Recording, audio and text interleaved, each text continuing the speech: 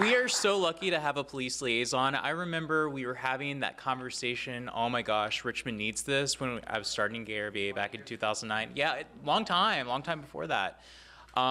So I was thinking a lot about Carrie's comment about the internet and how much it really has changed the dynamic and really pushed our communities into the mainstream.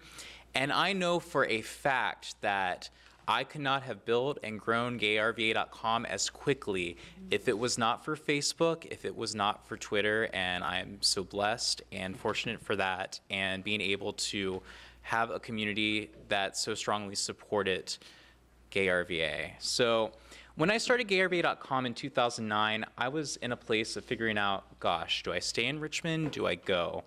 I personally wasn't feeling a sense of community here, and I know I was feeling professionally a little stagnant. And you know, I've learned and I believe that we all have an opportunity to change and shape our realities and our directions, and we each can be that agent of change.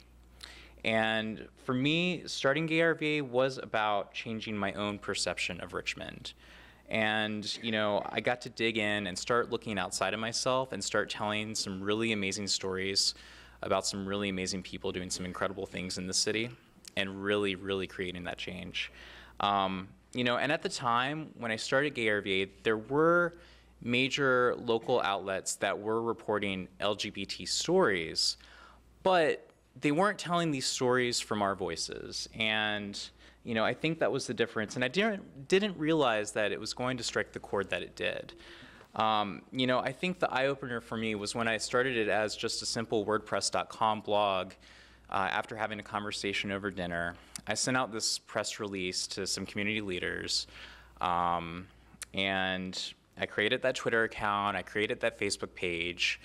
A couple months in, I was like, oh my gosh, hey, let's have a launch party. I put up a Facebook event. 300 people show up to New York Deli. I was like, I was not expecting that, but we had fun. Yeah, it was a good party.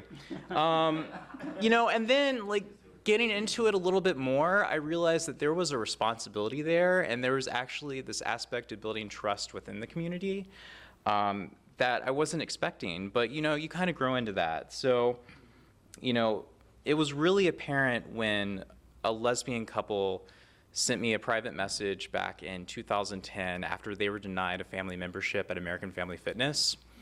And I did a lot of digging. You know, I called them and did my due diligence, and they were just really kind of behind the times. Other gyms already had household memberships. TV outlets were picking up that story. That post went viral. They were getting a lot of bad publicity that they had to respond to. And within 6 months, they ended up changing their policy, which was really exciting and really showed the power of that. Yeah. So, but you know, I think the eye-opener from that situation for me was that that couple spoke up, and that really it's everyone's responsibility that when an injustice is happening to them, that they speak up. So.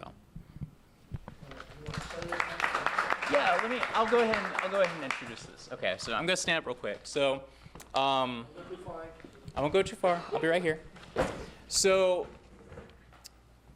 it was almost 5 years ago when Richmond Region Tourism approached me about forming an LGBT tourism committee. So, yes, tourism, bringing LGBT travelers to Richmond.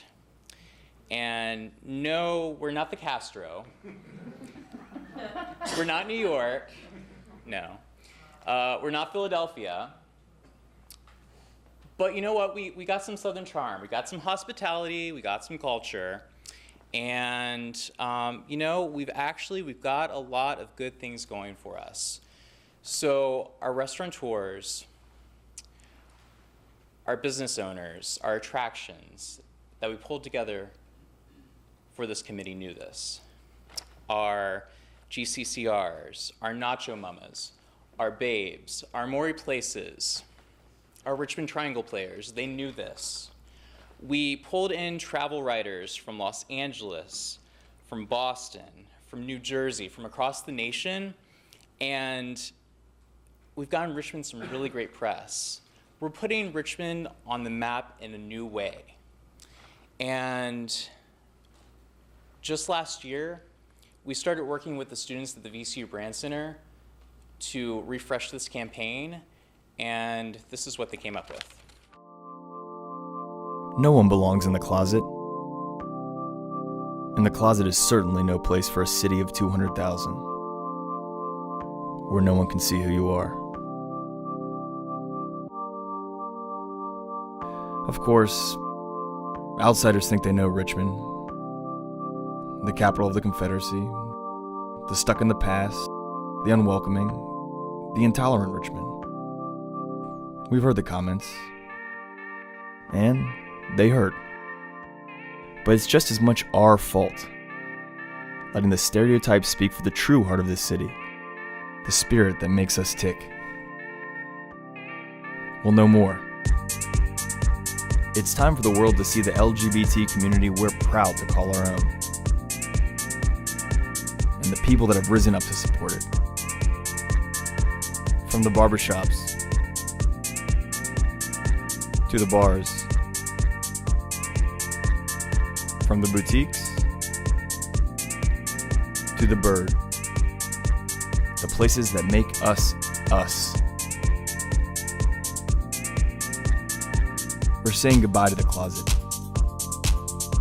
and you're going to have to say goodbye to your old opinion of Richmond.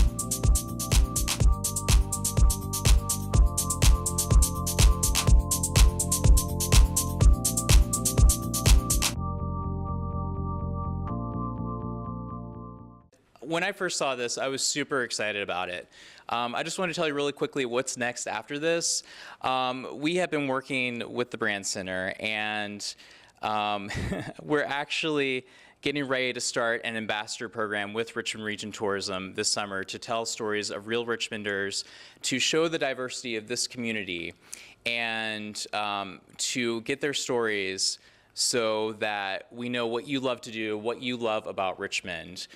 Going into September and Virginia Pride Fest, you can go to outrva.com, richmondisout.com, and share your coming out stories. And those are going to be part of a gallery exhibit leading up to Virginia Pride Fest.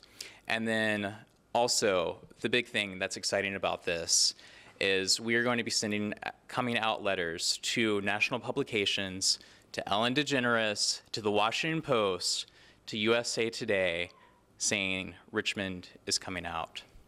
So we're really excited about that.